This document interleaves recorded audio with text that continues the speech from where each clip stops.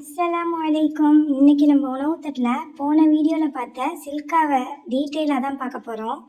எங்கள் ஊரில் தான் அதை சில்கான்னு சொல்லுவாங்க. அதோட ஒரிஜினல் நேம் சிர்கா. அது எப்படி செய்கிறதுன்னு பார்த்துடலாமா?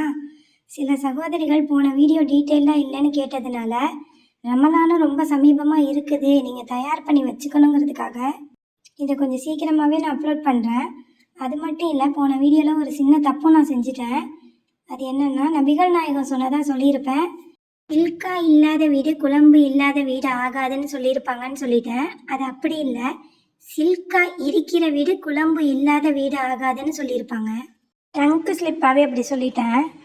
இந்த ஒரு சில்கா இருந்தால் நம்ம சாதாரணமான சாப்பாட்லேயோ ஒரு சப்பாத்திலேயோ தொட்டுக்கிட்டு கூட சாப்பிட்டுடலாம். அதுக்காக தான் அவங்க அப்படி சொல்லியிருப்பாங்க. இது ஒரு அரேபியன் ட்ரெடிஷ்னல் ரெசிபி தான். எந்த காலத்துக்கும் பொருந்துகிற மாதிரி அவங்க ரெடி பண்ணி வச்சுக்கிறது. ரமலான் ப்ரிப்பரேஷன் வீடியோவில் சொன்னதுக்கு மேலே இதில் தெளிவாக இன்னும் சில குறிப்புகளோடு சொல்லியிருக்கிறேன். வீடியோவை ஸ்கிப் பண்ணாமல் பாருங்கள். வீடியோ பர்பஸ்க்காக நான் இந்த தர பீட்ரூட் ஆட் பண்ணல. தெளிவாக இருக்கணுங்கிறதுக்காக பீட்ரூட் ஆட் பண்ணால் அது கலரை மாற்றிடும். நீங்கள் தாராளமாக ஆட் பண்ணிக்கலாம். இப்போ வாங்க வீடியோக்குள்ளே போகலாம். இப்போ தான் என் சேனல் புதுசாக உங்களை ரீச் பண்ணதுன்னா மறக்காமல் சப்ஸ்கிரைப் பண்ணிங்க. போன வீடியோவில் நான் செஞ்சு காட்ட போகும்போது ரிசல்ட் எப்படி இருக்குதுன்னு காட்டுறேன்னு சொல்லியிருந்தேன். இப்போ பாருங்கள், 3 நாள் வெயிலில் வச்சு எடுத்ததுக்கப்புறம் எப்படி காய்கறிகள்லாம் அழகாக கனிஞ்சிருச்சுன்ட்டு பாருங்கள்.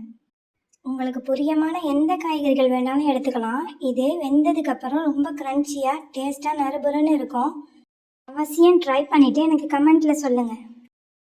லாஸ்ட் டைம் நான் சொல்லாத ஒரு சீக்ரெட் சீசனிங் தான் இப்போ சொல்ல போகிறேன். இதை சேர்த்தும் செய்யலாம், சேர்க்காமையும் செய்யலாம். இதை எப்படி செய்கிறதுன்னு இப்போ பார்க்கலாமா? ஒரு கடாயை அடுப்பில் வச்சு ஒரு 3 வரமிளகாவை லைட்டாக வறுத்துக்கலாம்.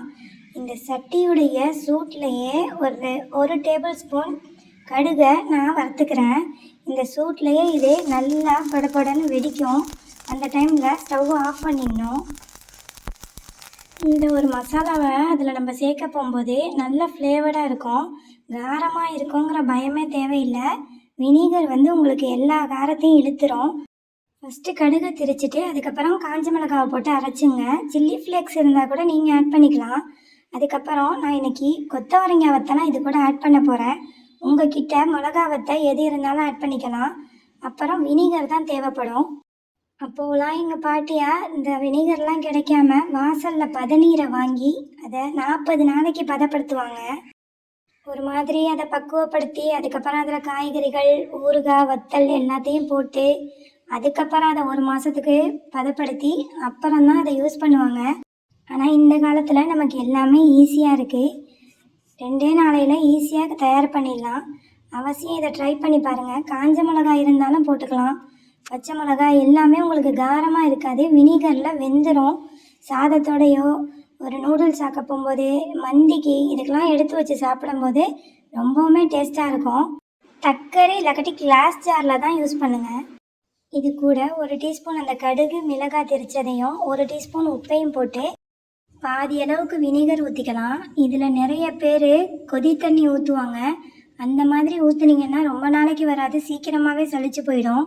இந்த வினிகரில் இந்த காய் தீர்ந்ததுக்கப்புறம் நம்ம மறுபடிக்கலாம் கூட காய்கள் அறுத்து போட்டு பயன்படுத்திக்கலாம். எப்போவுமே எங்கள் வீட்டில் செய்கிற முறையை உங்களுக்கு இன்றைக்கி நான் சூப்பராக சொல்லி கொடுத்துருக்குறேன். கண்டிப்பாக ட்ரை பண்ணி பாருங்கள். இதை ஒரு துணியில் கட்டி 2 நாளைக்கு வெயிலில் வச்சு எடுங்க. போன வீடியோவில் அந்த டீட்டெயில் நான் சொல்லியிருக்கேன். இன்ஷா அல்லாஹ் வேறு ஒரு ரெசிபியில் சந்திக்கலாம். அஸ்ஸலாமு அலைக்கும்.